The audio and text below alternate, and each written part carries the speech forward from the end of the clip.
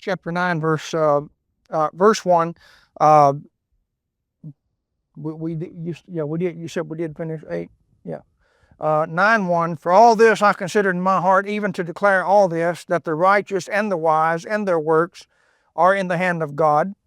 Uh, uh, no man knoweth either love or hatred by all that is before them. That is, you. It's like saying you can't figure out somebody is doing something. You can't figure out if they're doing it out of love or out of hate. Perfect example of some of this stuff I write. Some people pick up what I write because they got some discernment, they got some sense. They're not idiots. They realize I'm doing this because I love people. I'm trying to help people. Others look at, so he just likes to be hateful. He just likes to be mean spirited and he just say, that's so silly if you think about it. Why would I want to invest time and money and all kinds of energy into doing nothing but being hateful? If all I want to do is be hateful, there's certainly a lot cheaper ways of doing it. Why couldn't I just, go out and cuss somebody out or something?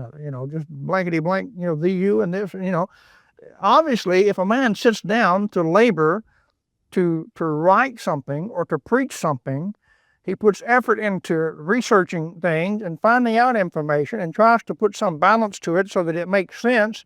He's making an attempt to accomplish something. And, to say that that's hate is very naive. Anybody can see all through the Bible there are some very controversial preachers that show up and say some very hard things at times. That doesn't mean they do it all the time, but they do it sometimes. And when they do it, it's because they love people and they want to improve. They want to help people and improve the lives of people. And some of the stuff I read to you before we started tonight about this, Southern Baptist church and pastor saying all this stuff. Why don't I just ignore that stuff? Because I love people and I want to help people. I want to know that I didn't just sit still and let that kind of stuff happen without trying to do something about it. I know I'm not going to change a lot of people. They're just going to go right ahead and do what they want to do. And I could just say, well, just don't worry about it. You do your thing, they do their thing. Well, that's I grant you that's one view to take, but problem is we're told to publish the Word of God. We're told to publish things, and a lot of these people, it's not that I'm trying to help or change the ones that are bullheaded and stubborn. They're not going to change. I'm thinking of the ones that are more naive and innocently brought up in this stuff that didn't know any better. There's hope for them. And that's what I plan to, address. And I believe people like that can see that, remember the other night we in Jeremiah, Jeremiah got there preaching to those people, and some of those people got mad, and they said, this man's worthy to die. He prophesied against this city. And then somebody else with a little bit more sense come out and said, no, he's not worthy to die. Remember Micah, the Morasite? He preached against this city and didn't kill him. He's not worthy to die. He's preaching the word of God. That's two different views. One said he's preaching out of hate. One said he's preaching out of love, basically. See? Same thing here. So it says that no man knoweth either love or hatred by all that is before them. In other words, you don't know my heart. If I'm doing it out of hate, then, God knows that, but you don't know that, so why try to judge it? See? The main thing is just make sure I'm right. See? Let God worry about the motive, Make sure I'm not preaching something unscriptural. All things come alike. I mean, I had to get on Nathan today over at the print shop. He got out of line and done some things he shouldn't have done. I had to, I don't like him to do it this way, but came up, I had to tell him, because it involved the other kids too, and I had to find out who's telling the truth. So I did one of these, if you tell me the truth, I won't spank you things, Of course, I outsmarted him. I didn't say I won't punish you. I said I won't spank you. He kind of got to crying, and he admitted he had been lying about something. He told me a whopper, and tried to get Noah in trouble in the process.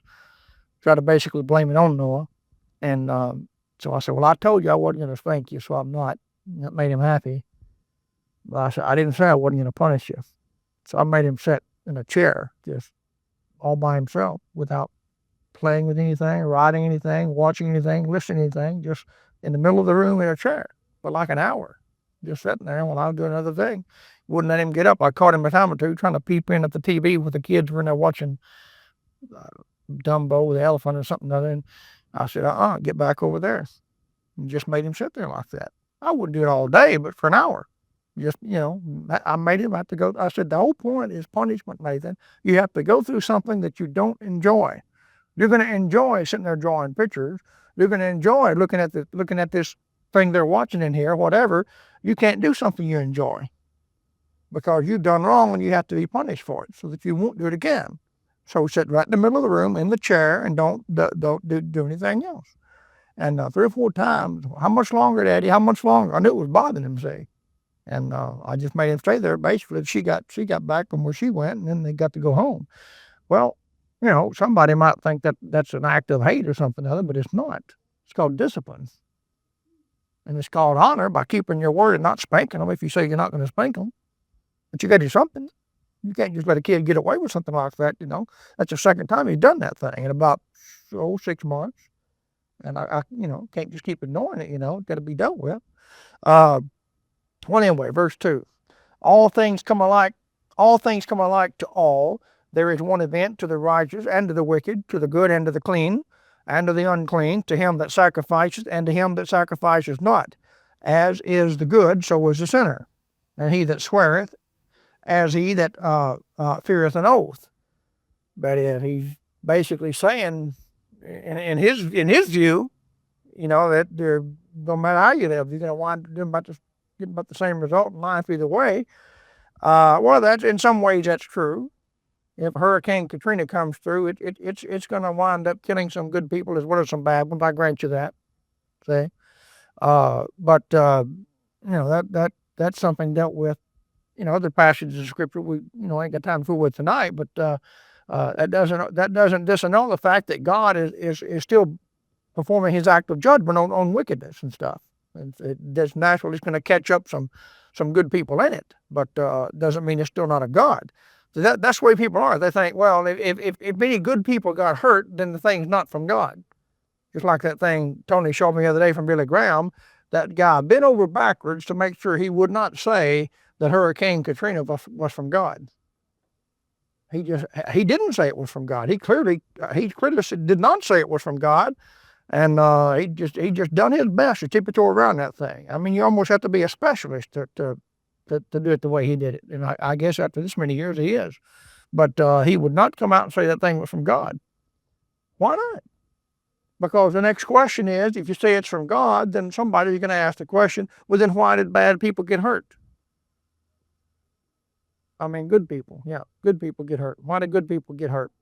Well, we've addressed that before. We've talked about that before. And I've dealt with that all through the Bible. Good people get hurt in judgment as well as bad ones. Noah's flood drowned little babies, did it not? Noah's flood drowned innocent animals, did it not? See? I mean, good people get hurt in judgment. It's all through the Bible they do. There were little children. You ever read that thing in Psalm about dashing little babies against the bricks and stones and things? You ever read those things? What they do to deserve it? What little baby did to deserve getting killed, getting slaughtered like that? Right? They didn't deserve that in any way at all, and yet they certainly got it. Boy, you have to understand God. It's not always what God personally does. Sometimes it's just a matter of what God allows. Okay, that explains it a little better. Verse 3, this is an evil among all things that are done under the sun, that there is one event under all. Yea, also the heart of the sons of men is full of evil, and madness is in their heart while they live, and after that they go to the dead. For to him that is joined to all the living there is hope. That is, somebody still alive has some chance of improving things, whether it be morally, spiritually, financially, whatever the issue is. If it's a spiritual matter, he's got chance for repentance, that kind of thing. So it said, for to him that is joined to all the living, hadn't joined anybody in death yet, just joined the living, there is hope. For a living dog is better than a dead lion. That's a good verse to remember. A living dog is better than a dead lion. And all that means is, obviously, both of them being alive, it's better to be the lion. You're bigger, you're bolder, you're stronger, you can survive better, see. It's better to be a lion, the king of beasts. Who wouldn't want to be the king of beasts? If I was going to be an animal, I wouldn't mind being a lion. I wouldn't want to be a dog. But a lion, the Lord says you can be, you can be any animal you want to be.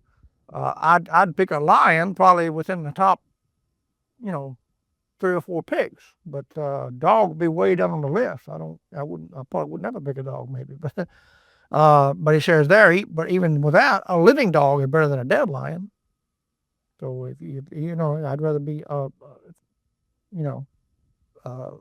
alive as a dog than dead as a lion. Dead lion is done for. He can't do anything else. He can't change anything. It's all finished and done. There's still hope for the living dog.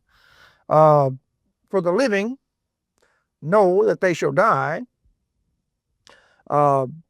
I guess if you wanted to make a kind of a different application of verse 4, or modern application, how that would apply. A living dog better than a dead lion. You'd say something like a skid row bum who's might be an alcoholic and don't have enough money to feed himself his next meal. At least he's still alive, and that's more than you can say for some dope-headed rock and roll musician who fell off his toilet, 42 years of age, and died on the bathroom floor. A living dog is better than a dead lion. Lion's a king, right? They called that man the king. Well, the king's dead. And yet there are people that never made $100 in any single day in their life, and yet they're still alive. See? Well, which is better? Well, the guy that's still alive can still get saved and make something of himself. There's hope for that. There's still some hope. Verse 5, for the living know that they shall die. They got some knowledge, but the dead know not anything. That is, he's not saying that when a person dies, people would use a verse like that to say that you're totally unconscious and you don't have any knowledge of anything after you're dead. No, he said the living know that they shall die. That is, they have some knowledge of things yet to come in the future. The dead know not anything. That is, they're already there. That's the end of it for them.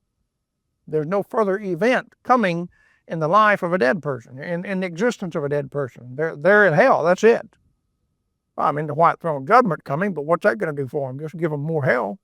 Not going to give them any chance of improving or helping anything. For the living know that they shall die, but the dead know not anything. And the idea is, if you know you shall die, then you got a chance to do something about it. Like Amos 4:12, prepare to meet thy God. But a man in hell can't do that. That rich man in hell in Luke 16, he didn't ask to get out of hell or ask for another chance to get saved or something. He knew all hope was gone. Too late for that. Neither have they any more a reward, for the memory of them is forgotten. That is, no more sowing and reaping, no more putting a good day's work and get a good payback for it, no more plant a good crop and reap a good harvest. Nothing. No more sow some good deeds, good acts of kindness, and reap some blessing for it. Nothing. It's all gone. Also their love and their hatred and their envy is now perished. Neither have they any more a portion forever in anything that is done under the sun. Go thy way, eat thy bread with joy, and drink thy wine with a merry heart. For God now accepteth thy works. That is, now in the sense while you're still alive. You can do something that can be acceptable to God. Doesn't mean everything you do will be acceptable, but if you do what God has commanded, he will accept it now. But don't put it off until after you're dead, because he won't accept anything then. There won't be anything you can do at that point. So if you can do something to serve God and fear God and keep his commandments, like the last chapter of this book says, now is the time to do it. And we're living in the one of the worst places in the world to try to get that message across, because Southerners are some of the most slothful, lazy, laid back, take it easy, procrastinate. We'll get around to it. That thing is so bad, so prevalent all over the South, and I've been in the South all my life. I've never been anything but a Southerner. You know that, but let's just be honest. I mean, Southerners are just laid back. They just won't get on the ball and get stuff done. That is so true that you can go to these little hobby shops and flea market and things. They get a little round thing there. Now, I've never heard of these coming from anywhere else, but you see them in the South. It's called a round to it. And because everybody's always saying, I'll do that when I get around to it. Well, the idea is you go buy one of those things and give them to them. Now they got around to it and get the thing done. I'll fix that refrigerator when I get around to it. I'm going to read my Bible through when I get around to it. Everything is based on having that round to it. So get them the thing and get it going. But they just drag on and on. That Brother Ruckman's got a message on that called the sin of the South. Sin of the South, procrastination. Go thy way. I'm going to get around to preaching one of these days on the sins of the South, because everybody seems to be getting the idea that I think Southerners do no wrong, and that if you're a Yankee, you're the devil, and if you're a Southerner, you're just automatically born again when you come out of the mother's womb or something. I'm gonna preach a message on sins of the South, not just one sin, but several of them, and just deal with some ways that Southerners need to improve, and they're sinners just like everybody else. And one is that very thing, I guess. That had to be included, that they think because they were raised up in a Christian environment that they're somehow just automatically saved. They're just good old boys. If you're not born again, you're not a good old boy. You're a sinner and you're going to hell. No good old boy to it. Well, anyway, verse 8, let thy garments be always white, and let thy head lack no ointment. That's a good verse for Revelation 19, verse 8 says that fine linen is the righteousness of saints, the righteousness, white righteousness. Let thy garments be always white, be like clean, righteous before God. And let thy head lack no ointment. Verse 9, live joyfully with the wife. Live joyfully, be happy. Don't be dragged around, be unhappy all the time. There's also a big difference between I wish people would get this thing. There's a big difference between being happy and acting like you're happy. Anybody can paint a smile on their face. Politicians do it all the time. But I dare say most politicians are not really truly happy people. No. And just listen to them in their private conversations and things, and listen to them cuss and blankety blank this. And happy people have no need to do that. You wouldn't do that unless you were miserable inside. Unless you were about half under a curse yourself, then you would curse and blaspheme. He says, live joyfully with the wife whom thou lovest all the days of the life of thy vanity. He said, be joyful, be happy.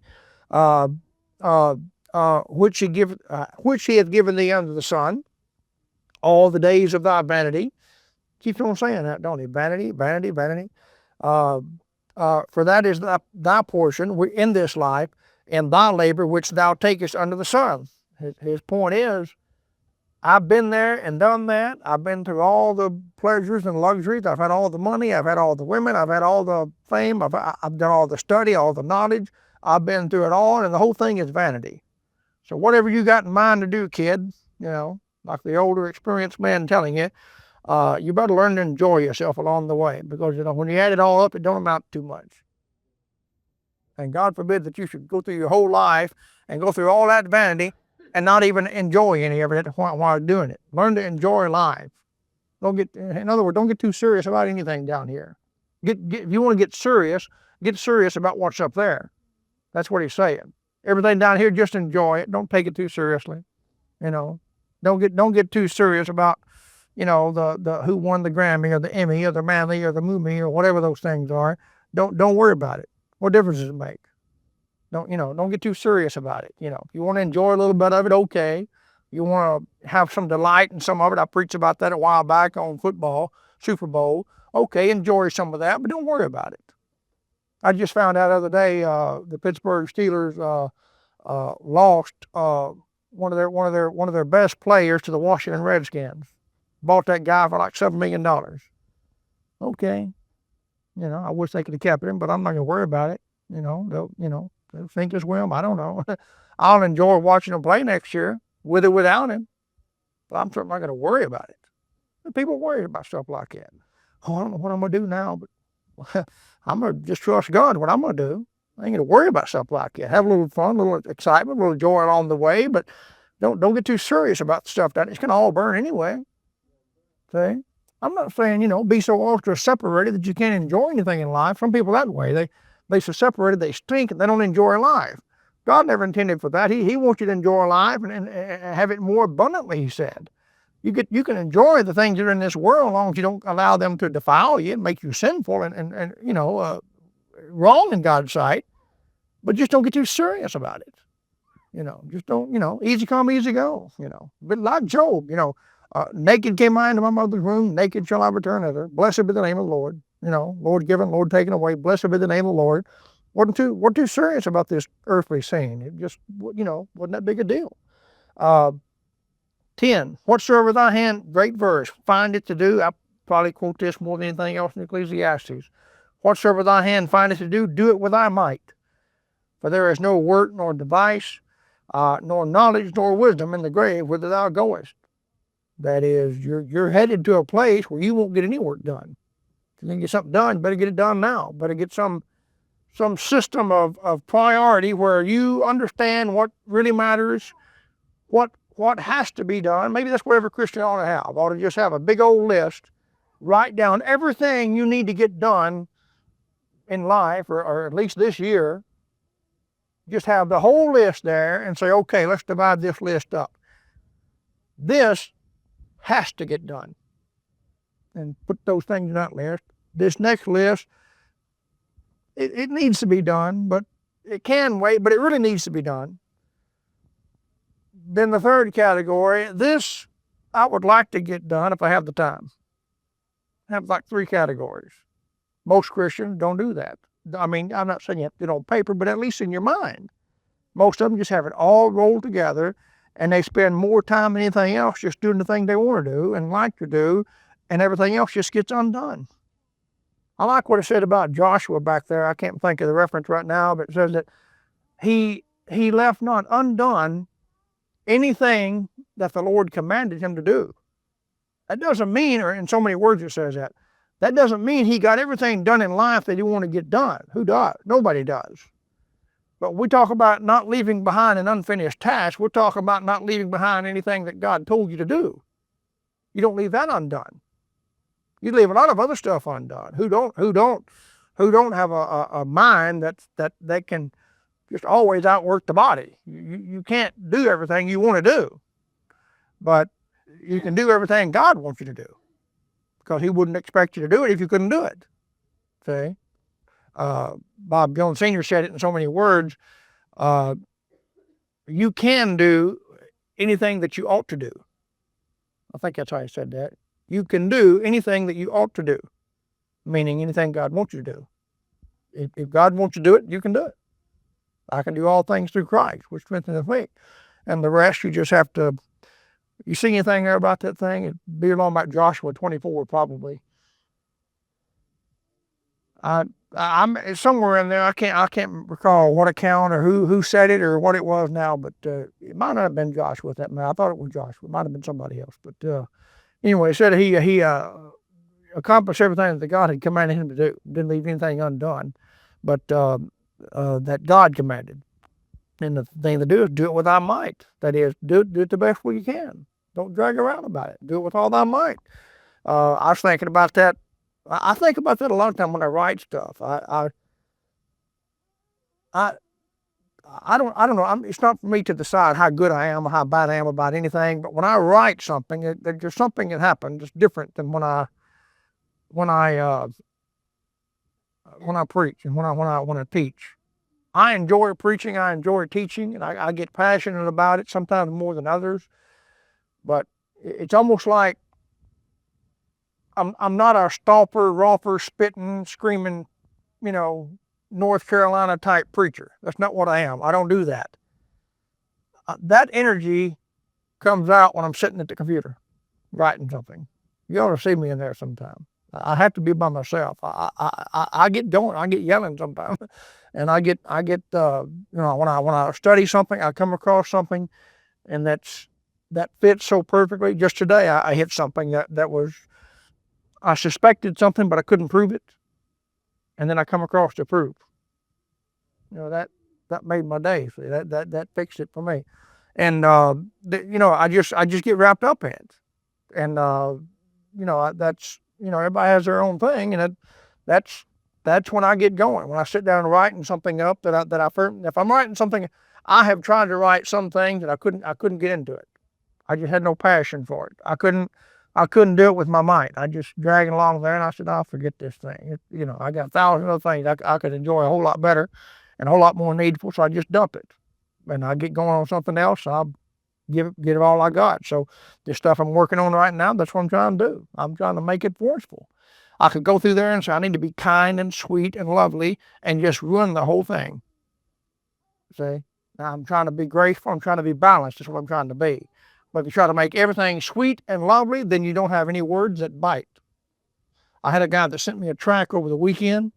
He wanted me to look it over and give him my thoughts about it because he wants us to print it, and I really liked it. I was impressed with it. Really good stuff, and scientific type stuff. It was some science confirming God in the Bible, that kind of thing, and it was good. I liked it, and I'm getting ready to write him back, telling him, "Yeah, I like that. We'll do that. We'll print that for you." And he sends me a second copy because he's the middleman. Another church member that's at his church is the one that actually wrote it.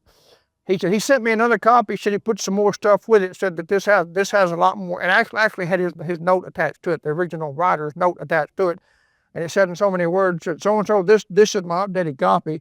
I just had to add this extra part to give it. He said now it really has some quote bite to it. That's what it says. So now I think it has some bite to it. He just didn't feel comfortable. I know exactly what he means. He got that thing done. He read it. He thought, well, it's true and it's good, but it just don't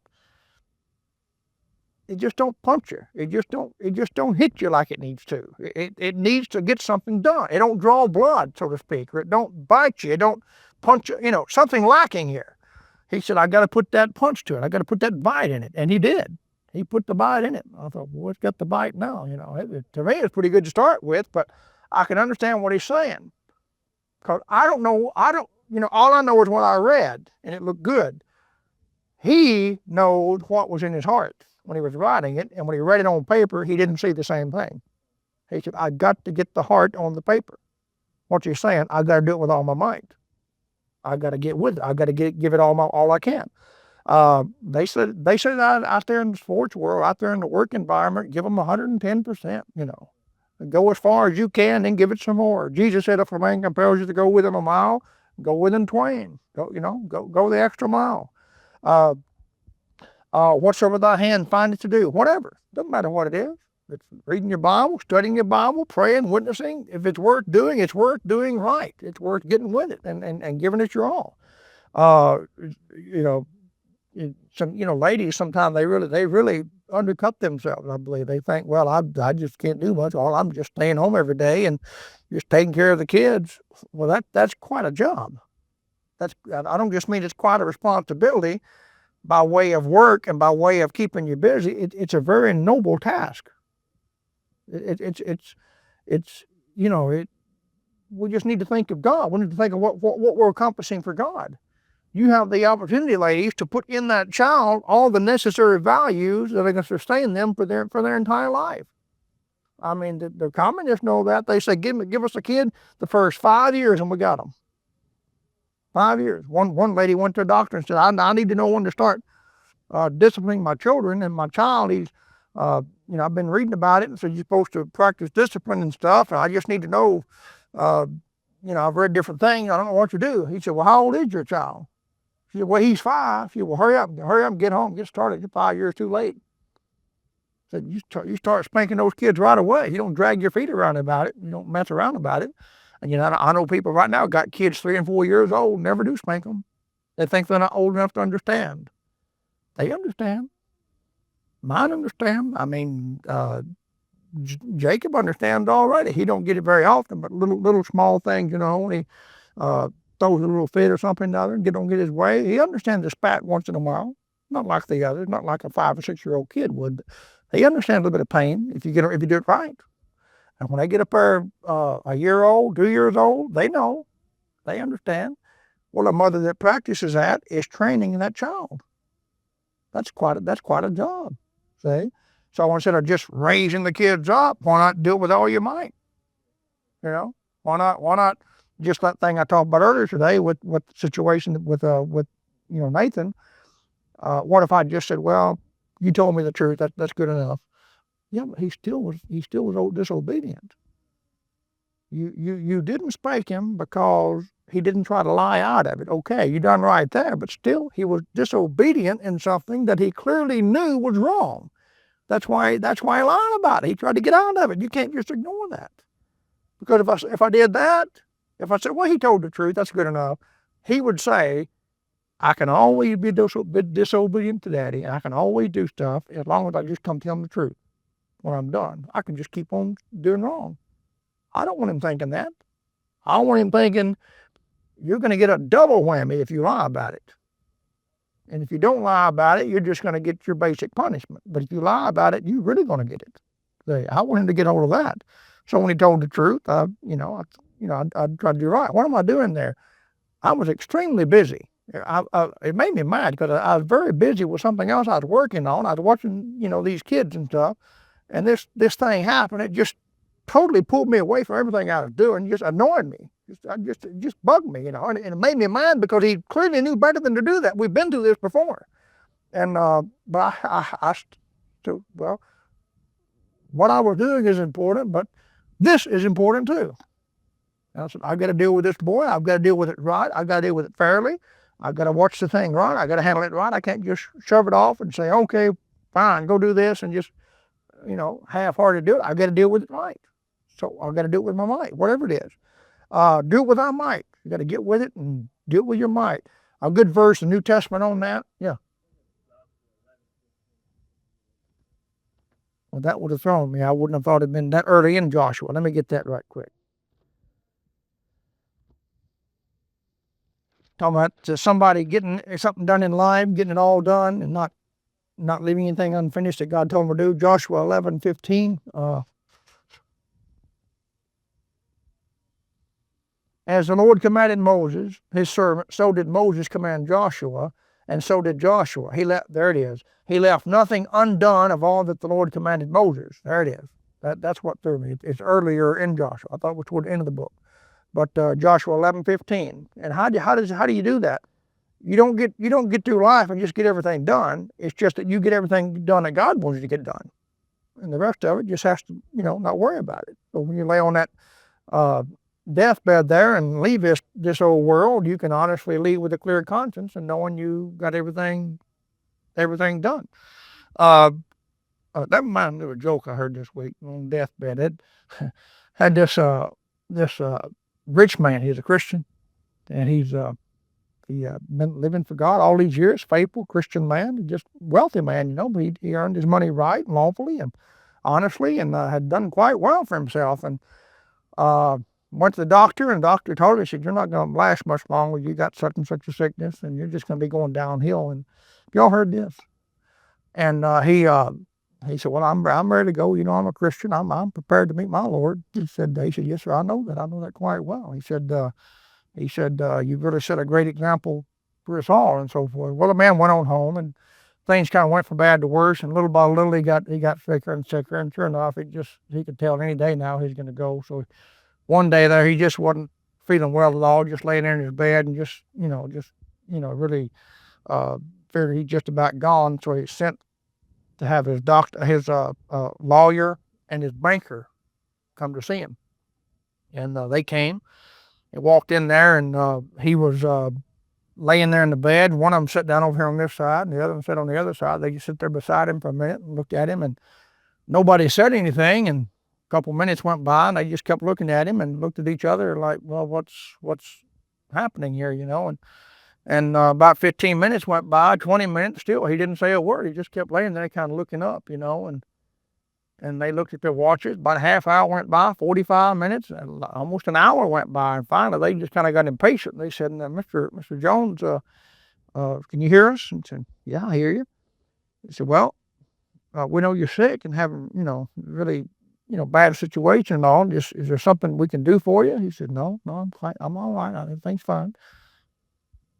Okay. Well, and then the other one spoke up. So, well, Mr. Jones, we don't mean to be disrespectful or anything, but I'm your banker and he's your lawyer, and we just, we got stuff to do. If you need it for something, we're certainly here to help you. But if not, we need to know, is there something you need? Is something we can do for you? Something you need? He said, no, you fellas know, you know me. I'm a Christian man. Yeah, they kind of dropped their heads. Yeah, we know that. So I've been a Christian all many, many years, served God faithfully, followed Jesus, the best way I know how, every step of the way. And I said, yeah. Well, wouldn't you agree that I should be faithful and following right on down through my death, right down to the end, just like he did? Well, yeah, sure, absolutely. He said, well, gentlemen, correct me if I'm wrong, but I do believe Jesus died between two thieves.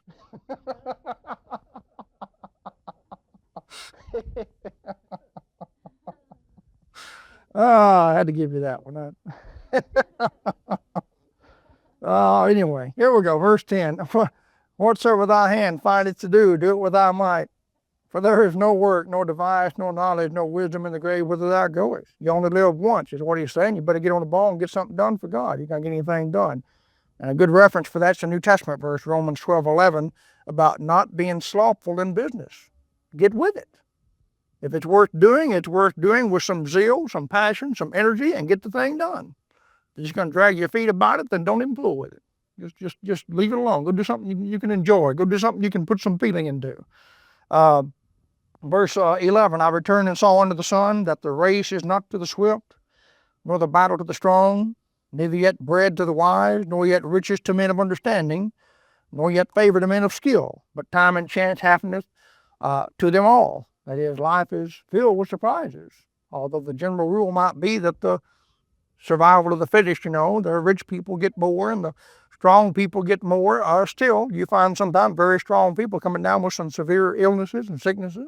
You find people in perfect health that don't smoke, don't drink or anything, winds up with some rare, like this lady I mentioned at work. I mean, she don't smoke, she don't drink, she just fit as a fiddle. Next thing you know, got some stinking bird virus or something, some bird sickness, something's wrong with her. And that just happens. Is what he pointed. Solomon says, I've observed that. And you can't say, stuff like, well, she done some bad thing to deserve that. He said, He said, I've observed that's not the case. And there's some old saints that love God just as dearly as anybody here, or 10 times more perhaps, and yet they've been bedridden, for the past 30 years, just laying there, can't even get anything done for God except just lay there. Maybe God just wants them to pray. As far as serving God in other ways, can't even go to church. But you can't say, well, they done some bad thing to deserve that. No. He said it happens to all. Time and chance happens to them all. Life is full of surprises, all kinds of things. Every time you turn around, some tragic thing that happens, some young person, or you read the obituaries, you got older people, you read so-and-so died, if you were just scanning down through the paper there and you read, so-and-so was 87 years old and died, and so-and-so was, 73 and died, so-and-so was, 78 and died, and even once in a while so-and-so was 68 or 69 and died. You wouldn't really think that's all that strange, but if you read down through there and you read so-and-so 22 and died, you'll stop. That'll make you stop and pay attention to what happened. Say, if you read one that says so-and-so 30, 35, 40, it'll make you stop and look at it. I mean, I'm 42. I'm going on 43. I'd stop and look at that. That I had a guy at work, the guy that I've replaced in the paint shop, 43 years old, dead, died in his sleep. Along about the same time, a guy that I know told me one of his friends, same age, 43 years old, dead. I mean, what happened? What's going on here? And the thing is, you can't, sometimes God does that stuff just to remind people how fragile life is. and you can't predict it. Boast not thyself tomorrow. You don't know if you're gonna go another day or not. God just put some of those things there just to remind you along the way. That rich man thought he had it all going for himself in Luke 12, and the Lord said, "This thou fool, this night thy soul shall be required of thee. For man also knoweth not his time, as the fishes that are taken in an evil net, and as the birds that are caught in the snare. So are the sons of men snared in an evil time, when it falleth suddenly upon them." That is, nothing personal, but the net just happened to be coming your way. That's what it's like. See, like you take a net and you drag that thing through the water where you weren't trying to catch any particular fish. Nothing personal. You weren't really after that, 30-pound catfish. He just happened to be in the way. And up he came. See, you're glad you got him, but that wasn't really what you were going for. You're just going for whatever's down there. And sometimes life is that way. Verse 13, this wisdom have I seen also under the sun, and it seemeth great unto me. That is, just a great thing, just an extraordinary type thing. There was a little city, and few men within it, and there came a great king against it, and besieged it, and built great bulwarks against it. And there was found in it a poor wise man, and he by his wisdom delivered the city. This is an incredible thing. Yet no man remembered that same poor man. Isn't that something? You'd think it'd be the great hero, always remembered. And yet nobody remembers that same poor man. They'll have some other great hero, some great town father that gave a bunch of money to the library or something or other and promote him and put his name on the side of the buildings and the libraries and the statue in the city park or something. And then that same poor man would be forgotten. And yet if it wasn't for him, the city wouldn't even be there. And Solomon's saying that kind of stuff is vanity. That kind of stuff is the theme of his whole book is things that constitute vanity, things that just don't make sense. And all of that comes down and culminating at the end of the book that God's going to bring every secret thing in the judgment. Everything in the judgment, meaning all this stuff that don't seem right now and don't just seem to be fair, don't worry about it. It's going to get fair one day. It'll be fair at judgment. When God gets through shuffling the deck, it'll land just right. Said that the poor wise man, he by his wisdom delivered the city. Yet no man remembered that same poor man. In many ways, that poor man could picture Christ. I mean, didn't have a place to lay his head. That's pretty poor, wouldn't you say?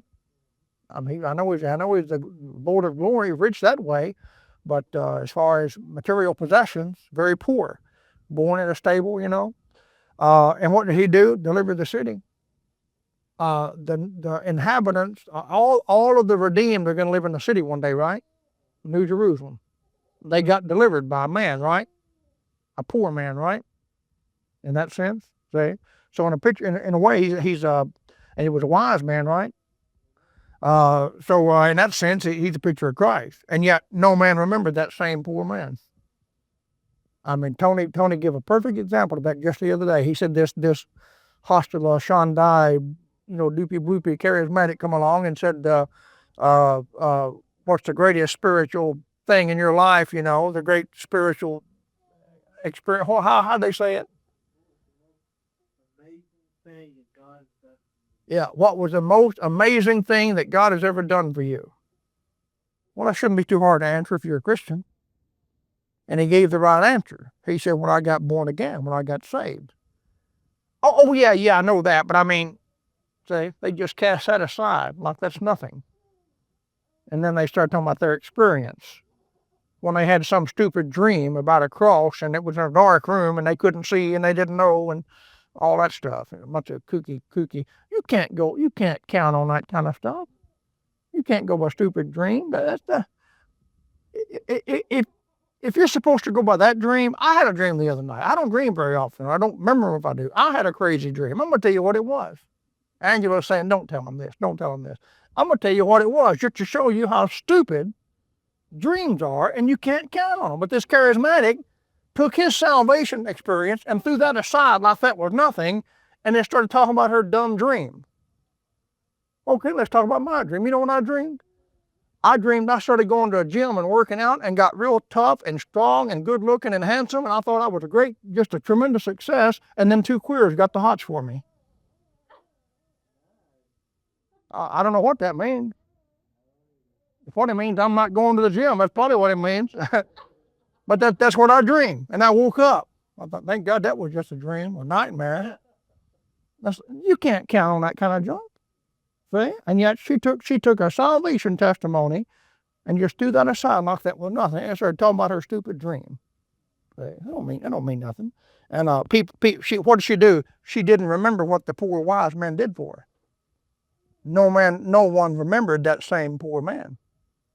The stuff that matters in life, people just cast it aside like nothing and exalt some other silly thing, is what they do. I'll just throw my dreams aside like they're nothing. You say, what if you dream you got killed or something or shot? I'd just ignore it. What else should you do with it? See? I mean, I try to focus on what matters in life, the things that mean something. Well, anyway, verse 16. Well, I'm going to run out of time. I'm glad I shared that with you. Let's stop at verse 15. I'm not going to have time to get into 16. We'll just stop at 15. Ecclesiastes 9:15. We'll get into 16 next week. But the point is, remember the little things in life. Remember the people that make the real sacrifices.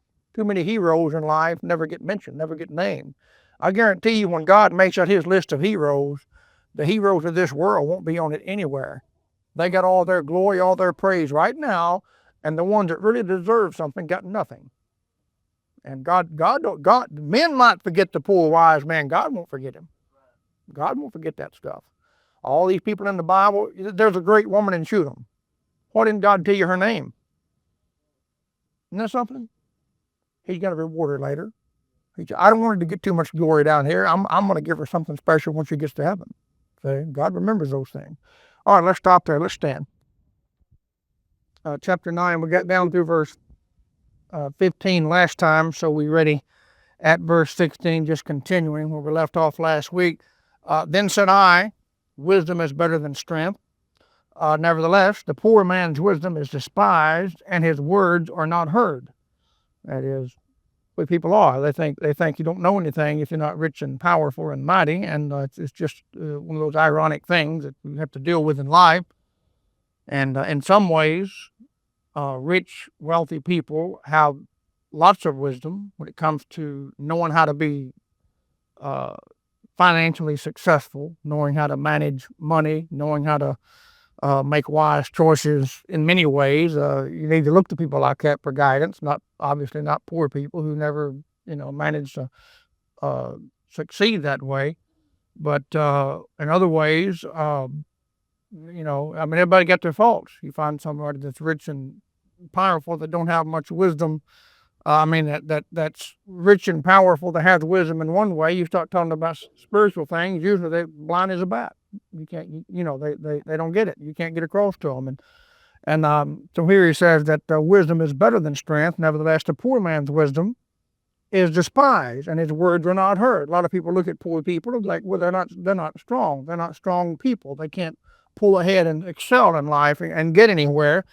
And that's, in some ways, that's true. But other ways, poor people have just good old plain old common sense. You ought to listen to them. Well, do well to listen to a lot of them. And yet they're not listened to. They're ignored. People won't pay attention to them. And just, the way it is. Verse 17, the words of wise men are heard in quiet more than the cry of him that ruleth among fools. That's certainly true. I think a good example of that is the way it goes on all the time. I mean, you can't go through a single day of just going through this world and just meeting people that you normally meet without hearing somebody speak some words of wisdom that you wish people in the White House, in the Congress and Senate would speak words of wisdom like that. You always hear somebody say, well, why don't they just do this? And it just makes perfect sense, Why don't they just do this? Why don't they just always get something profound, that needs to be done, and yet nobody up high up the totem pole there can ever seem to think of that, or at least if I do think of it, they get the guts to say it. I think that's what it is. I think a lot of them know that that's what, ought to be done, but they ain't got the guts to do it. Because when you get up there, you're trying to appease voters. You're trying to get people to vote for you and stuff. So he says that the words of wise men are heard in quiet. That is, just quiet conversation, just one-on-one stuff, not big-time publication, and things, just quiet one-on-one talk. The words of wise men are heard in quiet more than the cry of him that ruleth among fools. That is a big ruler, a leader, always, influencing thousands and thousands of people. Think of it this way. You could come here and get more truth tonight just out of this 45-minute study we're doing in Ecclesiastes. You get more truth here tonight than just this handful of people gathered here. Well, you'll get more truth here than, and I'm just plain old James, and you had to hear in the next 3 or 4 weeks ahead, something like that, the Pope will give his traditional Easter message, and there will be billions of people that hear it, and nobody be one bit better off because of it. And they won't know anything, and it won't help them a bit. It'll probably hurt them. See? If they pay attention to it and put confidence in what he says, it will hurt them. And so what is that? That's the words of a fool. Words of him that ruleth among fools. People foolish enough to believe that stuff, and he's the leader, he's a ruler over them, gets up and says a bunch of stuff and doesn't help them a bit. And yet the truth is being spoken of in small places like this, all over this country, all over this world, in fact. We got missionaries everywhere where little flocks are dealing with and trying to minister to, in villages and places and things, and getting more truth and growing, and all these big time seminaries and things. Those people paying big money to go to those places and learn stuff, and they get out, they run into some plain ordinary people been sitting in churches learning the Word of God, and they have to learn all over again because they realize they didn't learn anything. That's a strange thing. You would think a guy gets out of seminary, now he knows the Bible, he's going to teach everybody. And yet the guy gets out and starts contacting some of the Bible-believing ministries so he can learn something, because he'd been to school and blew all his money and didn't get anything. It's strange. Just listen and you'll hear a lot of wisdom going around and stuff. And but don't tune into the big timers or you'll miss it. Verse 18: wisdom is better than weapons of war, but one sinner destroyeth much good.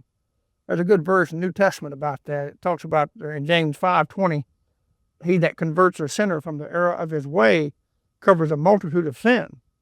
That is, all it takes is one sinner to destroy much good. And if you can just get one soul saved, turn to Christ, and get them in the Word of God, that's a tremendous thing.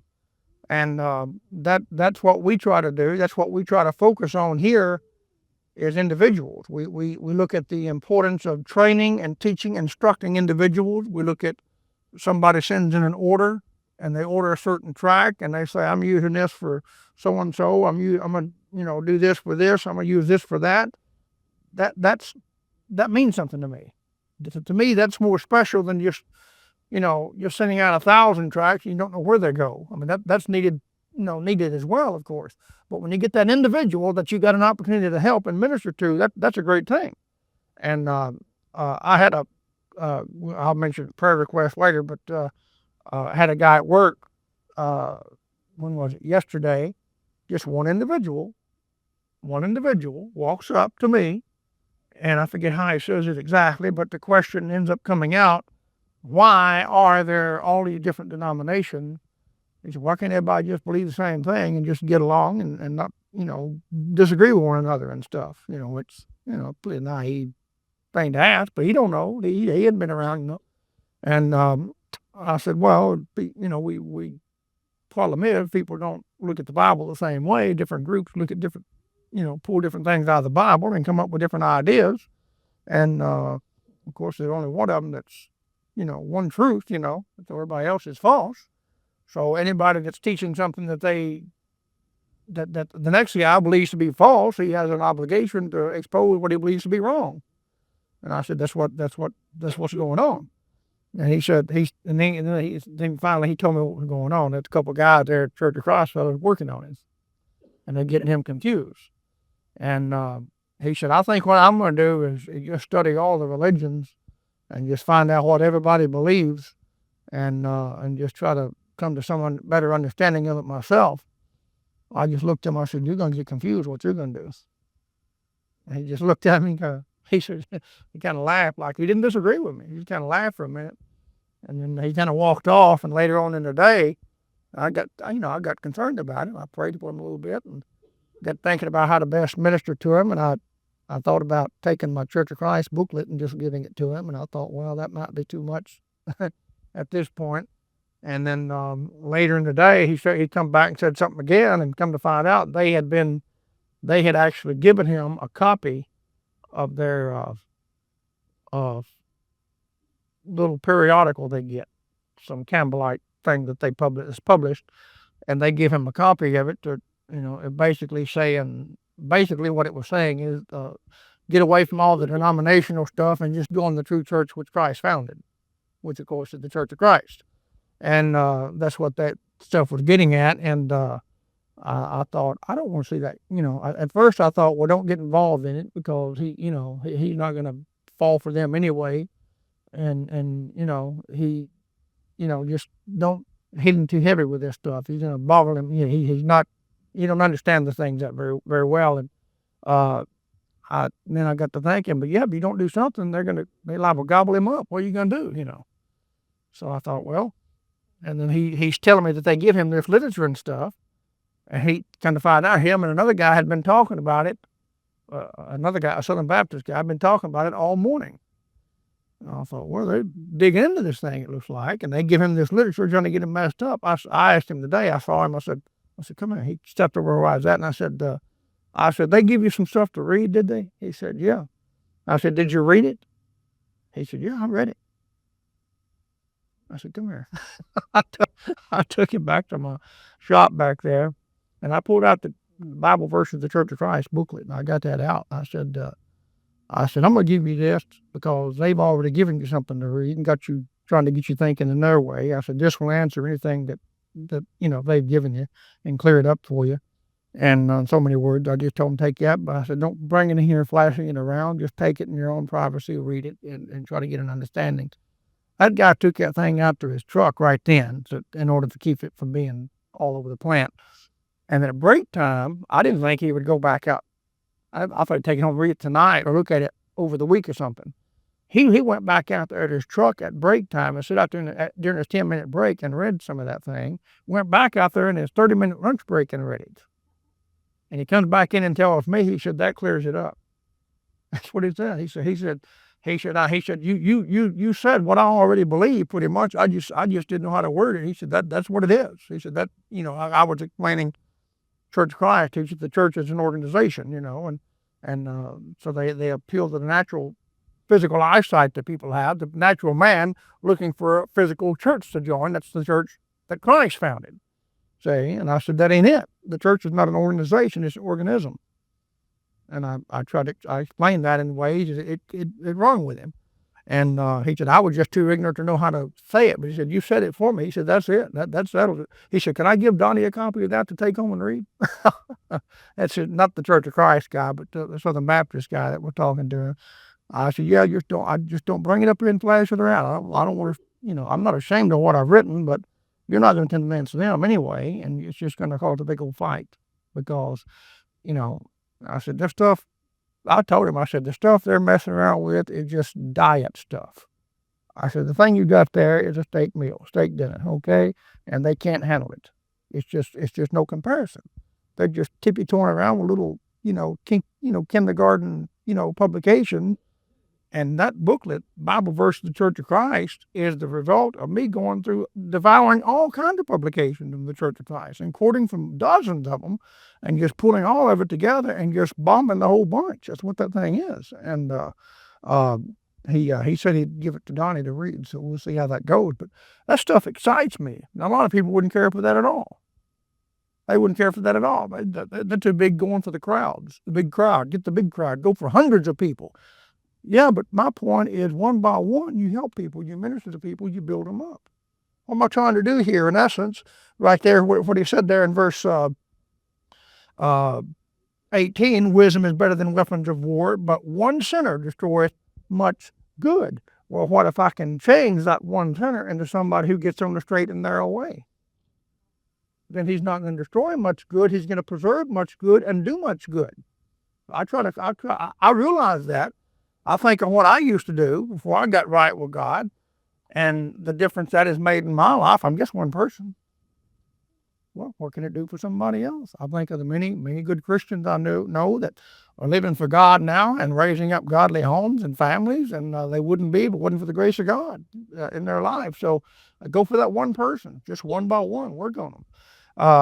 All right, chapter 10, verse 1. Dead flies cause the ointment of the apothecary to send forth a stinking savor. So doth a little folly him that is in reputation for wisdom and honor. Of course, the apothecary, that's just like a perfumer that works in perfume and stuff. And there's a pleasant smell, something that ought to be nice and smell nice and pleasant. Dead flies cause the ointment of the apothecary to send forth a stinking savor. That is just this little thing messes up the whole, the whole thing. Some of these women wearing this high-powered perfume. Sometimes I wonder if they don't have some dead flies in their perfume or something. That stuff will knock you down just about. I don't know why they dose up so much with that stuff. Anybody wants to smell pleasant. I understand that, but why would anybody want to be smelt coming? You smell them coming, and even after they walk out of sight, you can still smell them. They're gone. You can't even see them anymore, and you still smell them. Who would want that? I don't understand that. Is it because they just stink so bad they got to put all that stuff on to keep from being smelled, the bad smell? I don't know what it is. Dead flies. That's a good message in that. That's kind of like that thing in New Testament, 1 Corinthians 5, verse 6 and 7 over about a little leaven at the whole lump. That's the kind of thing there. All kind of ways of saying it. Some say, well, I don't like this idea. I don't like this plan. I smell a rat. Well, nobody literally smells a rat, but they're sensing something in it that isn't good. So they say, I smell a rat. And same thing with sometimes they say dead flies, or something. And a little leaven leavens the whole lump. It's all that idea of getting some bad element out before it corrupts what is in there that is good. To send forth a stinking savor, so doth a little folly him that is in reputation for wisdom and honor. If a man is known for being wise and honorable, then he has to maintain that. He doesn't need to go out and do something stupid to, make, a lesson that ruin his reputation, so to speak. Verse 2, a wise man's heart is at his right hand, but a fool's heart at his left. That thing in Matthew 25 about the sheep and the goat nations, you got some on the right, some on the left. Well, the ones on the left are the ones that go to hell. The ones on the right are the ones that are right. Right is right, Same thing in politics, The idea is you've got any sense, you're going to be on the right. You're not going to be on the left. You're not going to be a liberal. You're going to be conservative, see. It's that kind of a thing. Christ is at the right hand of God, not the left hand of God. Verse 3, yea also, when he that is a fool walketh by the way, his wisdom faileth him, and he saith to everyone that he is a fool. That is, by his actions, obviously not by his words. Nobody's going to go around walking down the street and say that out loud. I'm a fool, But he says it by his actions. He's just telling the whole world he's a fool. You know what these people do and run around with all this jewelry and stuff sticking in their face, and their nose and their eyelids and their tongue and their chin, all that stuff all over them like that. They're just telling everybody they're a fool. Anybody got any sense wouldn't put that junk. You know where you see that? If you would have picked up publications, let's say 30 years ago. Well, I better change it. It might have happened some in the 60s. Go back 50 years. Go back in the 50s, the 40s and the 50s, 30s, 40s, and 50s. And looked till you could find somebody with stuff in their eyes and in their nose and in their lips. You know where you would have found it? You'd have found it in National Geographic in some third world heathen, pagan, tribal jungle someplace. That's the only place you would have found it. And now you got people in civilized United States of America running around looking just like that. So what are we? We're a bunch of heathen. The heathen rage, Psalm 2. Back to the jungles, thanks to the public school system. So he's going around telling everybody he's a fool. Saith to everyone that he is a fool. By his actions, he's saying he's a fool. If the spirit of the ruler rise up against thee, leave not thy place, for yielding pacifieth great uh, offenses. The idea there is just, keep a low profile. Don't rebel. Don't stir up a movement and try to do anything. Just keep a low profile and behave yourself, uh, which is the best way to do.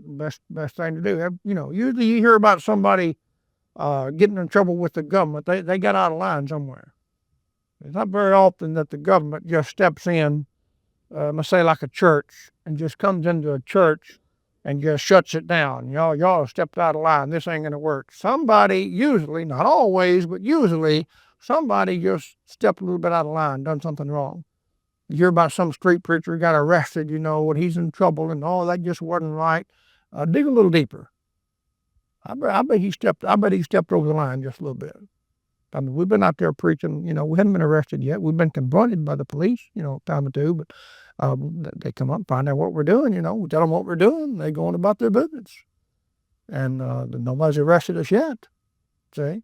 And what do? We get out there and we behave ourselves. What's that? Where is he? Oh, I didn't know where he was. But you behave yourself. You're not going to have much trouble out of the government yet. Now, someday you might, but so far we're having that trouble. And now you're there, just keep a low profile. I mean, we've been publishing the Word of God, putting this stuff out for 10 years. They hadn't shut us down yet, which, frankly, that surprises me. I thought we'd be gone by now, possibly, but God's taking care of us, and just keep on going. There is an evil, verse 5, which I have seen under the sun, an error which proceedeth from the ruler, implying it shouldn't, but it does. Folly is set in great dignity, that is, things that are foolish and ought not to get any attention, get all kinds of attention, see. Folly is set in great dignity. Just turn on your TV, you'll see it all over the place. Hollywood and all that, folly is set in great dignity.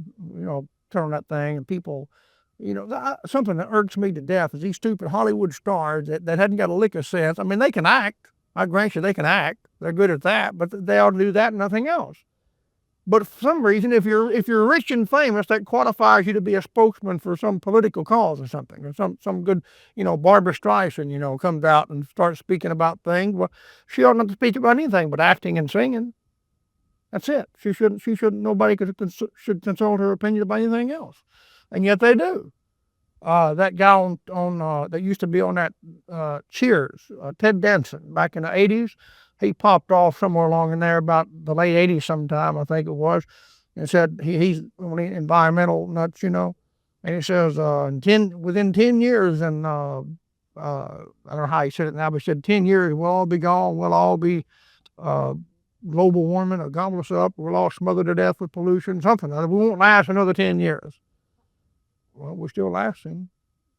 He'll be dead and gone before we quit lasting. Right? See, those people, because they got some fame, they get to stand up there and shoot off the big mouth, and people pay attention to them. It don't mean anything. It don't mean anything at all. And yet there it is. Folly is set in great dignity. Ought not to be, but it is. And the rich sit in low place. You think somebody's rich, they know something. The idea they ought to have, if they've earned their riches, they've achieved something in life, then they ought to be up there because they have worked hard and gotten where they are. And oftentimes, people that know something, very little, they don't, you don't get their knowledge, you don't get their wisdom. I mean, how about Bill Gates, Sam Walton, Ross Perot, men that have, not inherited a fortune, but made a fortune. How about they get together and produce a series of books on how to make a fortune? They won't do it. Right? They just kind of have a low profile when it comes to getting what they could really give you. What all you get from them is the products they sell or something. But as far as getting their wisdom, it stays with them pretty much. And yet what you do get is all this hype and stuff from Hollywood and stuff. Doesn't do you a bit of good. Doesn't help anybody. And the rich sit in low place. The idea is they ought to be ruling, leading. Obviously, I mean, I don't support. I remember back. I don't guess Ross Perot is even doing anything now, but he had a point. I didn't really support the guy, but he had a point. And back in 90, what was it, 92, 92, 4, whenever it was, he had a point. And his point was, if you're going to run the country, you ought to have some experience in running something else first. And his point was he had been a executive over a multi-billion-dollar company and built it up and accomplished a whole lot. And why would you want to? He actually cut up, joked about it. He said, my opponent, referring to Bill Clinton, he said the only thing he's ever run is a state whose major industry is chickens. And he said, is that what you want running your country, or you want an executive who's actually done something? That's the way he handled it.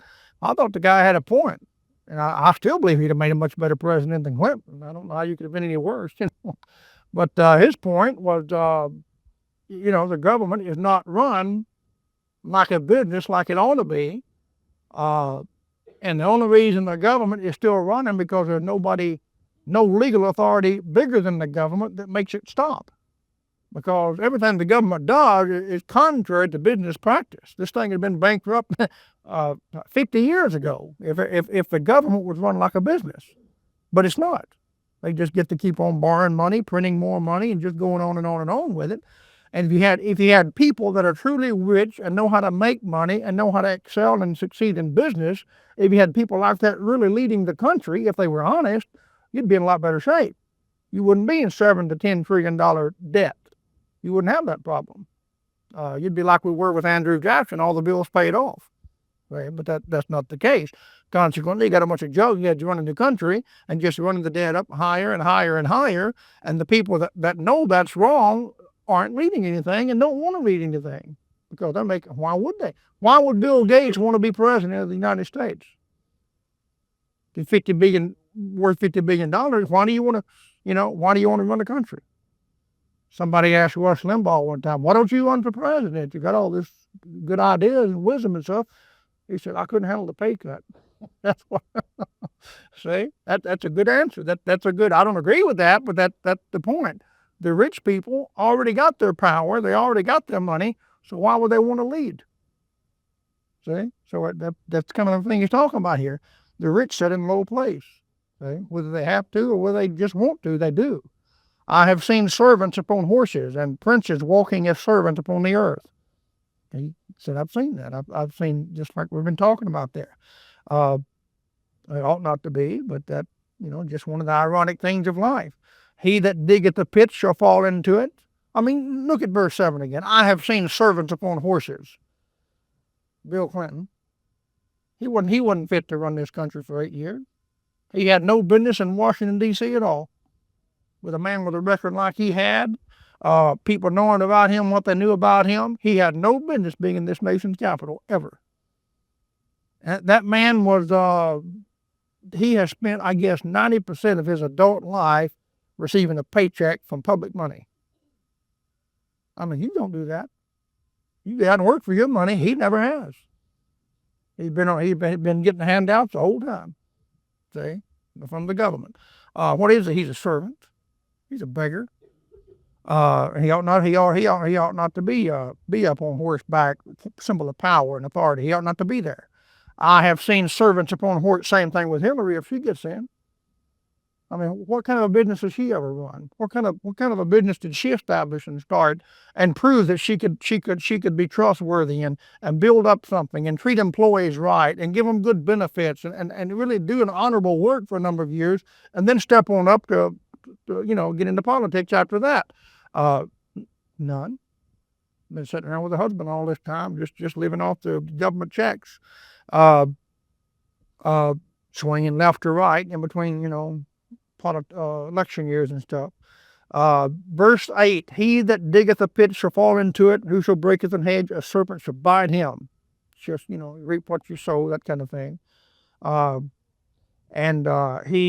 The idea in verse 8 there and also in verse 9 looks like it has something to do with messing with somebody else's property. A hedge is something that you'd find on somebody's property, like go out into the highways and hedges, say publicly and house to house, highways publicly, hedges, property, somebody's house. He that diggeth a pit shall fall into it. The idea of digging a pit to trap somebody, hurt somebody. And whoso breaketh an hedge, somebody else's hedge, a serpent shall bite him. Whoso removeth stones, verse 9, it's like removing the ancient landmarks, that kind of thing, removing somebody else's stones, shall be hurt therewith.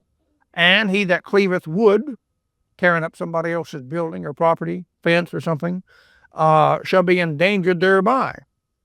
Messing over somebody else's belonging, gonna get it.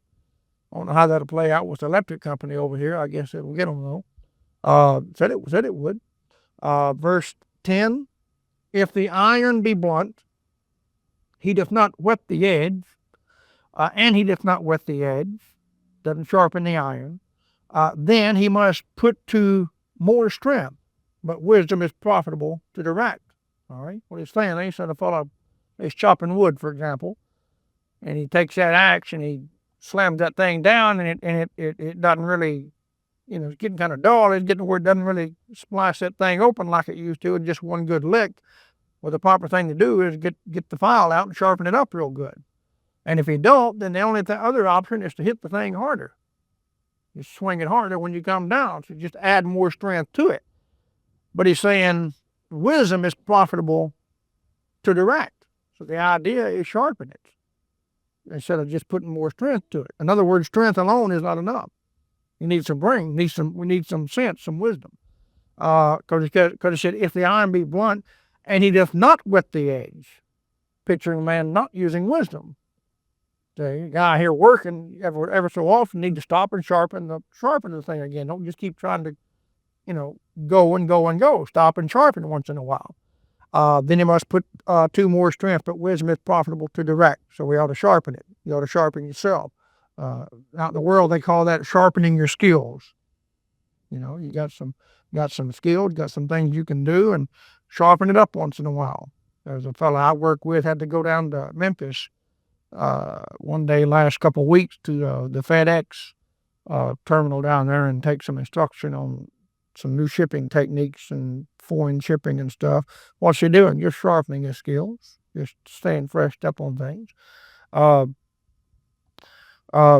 been trying to study some of the music theory, and I got through the first few lessons, and I ran into some stuff last night. It's just, so far, most of it's been fairly simple, but I was trying to get Angela to explain something to me last night.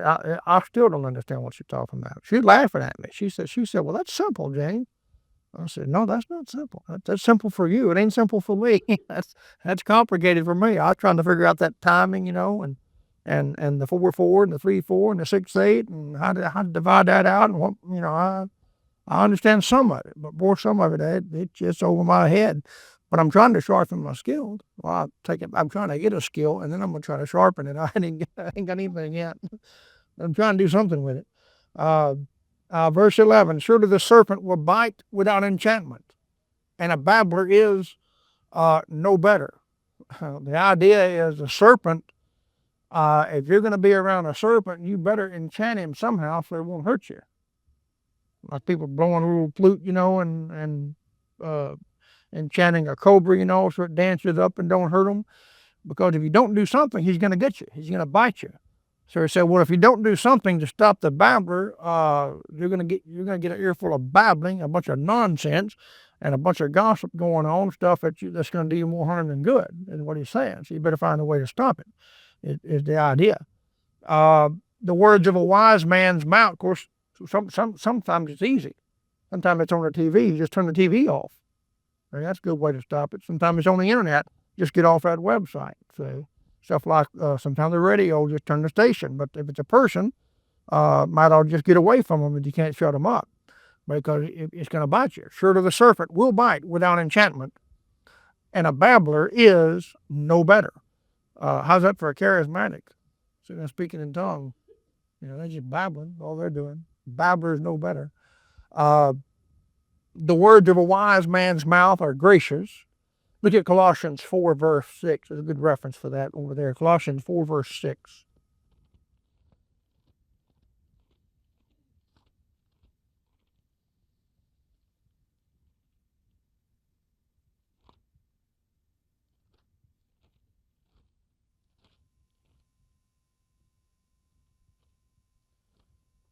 Well, I guess we got the ants quieting down pretty good, didn't they?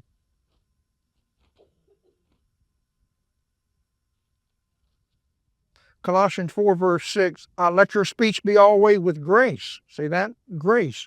Seasoned with salt, that you may know how you ought to answer every man. Every man. So he said, let it be with grace. Always have grace. You're saved by grace, then live by grace, and taught by grace. Right out some gracious words. So over here he says, in, when I get to verse 12, 10:12, the words of a wise man's mouth are gracious. If you're wise, you'll be gracious. You won't just, some of the brethren need to learn that. Sometimes somebody sends me a tract they want me to consider printing or something, and or just want me to read, and I read through that thing, and I thought, what? Why is he, he's just getting all fired up about nothing. I mean, he just left the guy was mad when he sat down to start writing this thing. It's not even a controversial. It's not like, he's trying to expose some cult or something. He just, I don't know. He got a chip on his shoulder. The guy just spewing off and full of pride or something. There's no need for that. Have some grace. When I actually went through and redone our booklet on the Church of Christ, I looked at some of the wording, and I thought, well, some of that I can tone that down a bit, and because that's a subject that needs a little bit of bite to it, but I thought it bites too much, So I went through there and graced it up a little bit, and I think a lot of the brethren need to do that. The words of a wise man's mouth are gracious, but the lips of a fool will swallow himself. That's a good verse to use to show the origin of the expression, stick your foot in your mouth. It said, but the lips of a fool will swallow up himself. Somebody swallowed up themselves. That would include the foot, wouldn't it? If you swallow yourself, you swallow your foot too. So he stuck his foot in his mouth, is kind of the idea. The lips of a fool will swallow up himself. The beginning of the words of his mouth is foolishness, and the end of his talk is mischievous madness. Mischievous madness. Of course, the word mischievous in the Bible is not just a real tiny little white lie kind of thing. It's a more severe thing. Feet that run to mischief. That's right in there with one of the things the Lord hates. Proverbs 6. So it's a bad thing. The end of his talk is mischievous madness. I mean, every idle word that man shall speak, he will give account there in the day of judgment. So the Lord, Matthew 12:36. So the Lord's watching the way people talk and what they say, and a lot of it's just mischievous madness, he says. The Bible, have you noticed in reading your Bible, Proverbs and Psalms and Ecclesiastes especially, the Lord sure puts a lot, and I mean a big truckload of information in there about the tongue. The tongue, and the foolish tongue, the fool's tongue. The fool says foolish things. And the Lord's really watching that. He don't just say that once or twice. He's really paying attention. And you get in the New Testament, Jesus said, every idle word that man shall speak. The Lord's paying attention to the mouth and what people say. And all this idle chit-chat that goes on all the time, Lord's gonna hold people accountable for it.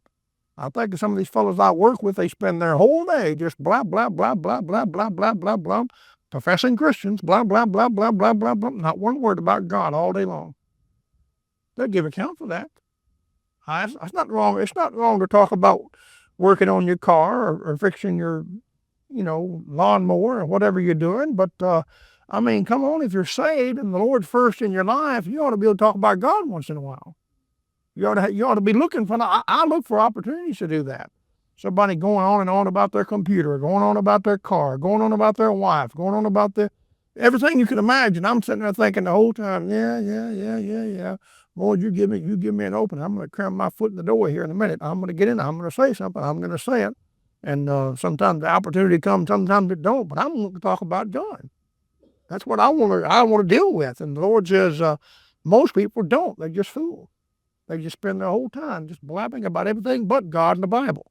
Well, anyway, verse 14, a fool also is full of words.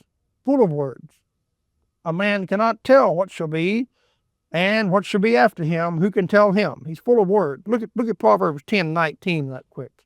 Full of words. Got all kinds of Not good words necessarily, but just words, just all kinds of stuff in there. You just have to spew it out. Proverbs 10 and 10:19. In the multitude of words there wanteth not sin, but he that refraineth his lips is wise. So in the multitude of words there wanteth not sin. That is, if there's a lot of words going on, there's some sin going on. That's what he's saying. That wanteth not, that means there lacketh not. Sin is not lacking when there's a bunch of words going around, is what he's saying. All right, back over here. Ecclesiastes 10, verse 13, the beginning of the words of his mouth. Verse 14, a fool also is full of words. A man cannot tell what shall be, and what shall be after him. Who can tell him? That is, the guy won't listen. I know people like that. You do too. You can't talk to them. Even when their mouth isn't moving and not talking, they're thinking about it. They're in the talking gear, and you can't, it's like when they're in the talking gear, you can't get a word in their ear because it's blocked up. The ear canal is slammed shut on both sides, and the mouth is just ready to fly open and say something. It don't matter what you say. There's one guy in particular I'm thinking about. I have said things to him. We'd be talking about something, and I don't know why I even bother talking to the guy. Just to be nice, I guess, just to let him feel like I'm, a decent gentleman and, something. But it clearly is a one-way conversation because everything you say back to him doesn't register. I've said things to him and then had him come right back and say something that was totally the opposite of what I just told him. Meaning what? He didn't even listen to what I said. Didn't register at all. Why? He's a fool. His mouth, he just wants to talk. He doesn't want to listen. And people like that, you reach out and slap them sometimes. Maybe that'll make them pay attention if you slap them hard enough. But that's the kind of thing he's talking about there. People are fools. You ought to be quick to hear, James says. James 1:19, quick to hear and slow to speak. We said that we had that verse at home whether or not I read that or quoted that to the kids. We was talking about something in devotions, and I said quick to hear and slow to speak. And Nathan, kids are, Nathan always clowning around. He said, you got slow to speak like this here. You're real slow to speak like this. I said, no, that's not slow. Not slow talking. I didn't say that. Slow to speak. You don't jump up and speak real fast. You listen instead. All right, Bert, back over here. He's full of words, and you can't tell him anything he's talking about. People won't listen. A lot of people like that. You can't get them to pay attention and listen. I was up, I won't say where, but I was up at a certain business a while back, and I was trying to make a point. I couldn't get across for nothing. Everything that was being said to me was just telling me all about stuff that had nothing to do with me at all. I knew everything he was getting ready to tell me, and I knew everything I wanted to tell him. And I could have saved myself a lot. And with my lunch break, and my lunch break just got devoured. I was late getting back to work. I was sitting there going through all that mess. I thought, this hush. I don't need to hear all that. You told me that before. It's not like I'm brand new at this stuff. I know, the thing I also know. I'm not inferior unto you, Job. And didn't, I just wanted to tell him, but I had to behave. That's the thing of being a Christian. You got to behave yourself, You can't just tell everybody what you want to say sometimes. But anyway, couldn't get him to listen. Verse 15, the labor of the foolish wearieth every one of them, because he knoweth not how to go to the city. I don't know what that is. I can make spiritual application easy. The New Jerusalem, the city, getting saved, going to heaven. Don't have his eyes on heaven. Don't know how to get to God's city, the city of God, and please God and live for God. He's lost. He's foolish. He's lost in this world, just wandering in the dark jungle of this world. Don't know his way to the city of God. I can preach it that way, but probably not what he's talking about in the immediate context. The labor of the foolish wearieth every one of them, because he knoweth not how to go to the city. I'm guessing it's something like the guy's just a working madman. He ain't got enough sense to stop and go to the city and get supplies or get food to feed his people, feed his health. He's just working everybody to death or something, I guess, is kind of the idea. But certainly spiritually, it'll preach the other way.